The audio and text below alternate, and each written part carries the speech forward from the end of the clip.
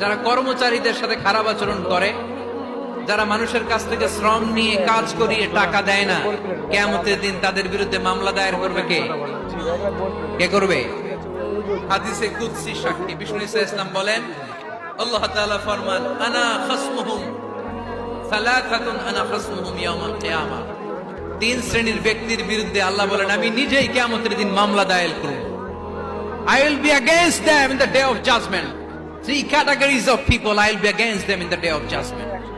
তিন শ্রেণীর লোক কিয়ামতের দিন তারা ছাড় পাবে না। আল্লাহ বলেন, আমি নিজেই তাদের বিরুদ্ধে মামলা দায়ের করব। এর মধ্যে এক শ্রেণীর লোক হচ্ছে রাজুলুন ইস্তাআজারা আজিরান ফাস্তাউফা মিনহু ওয়া লাম ইয়াতি আজরা।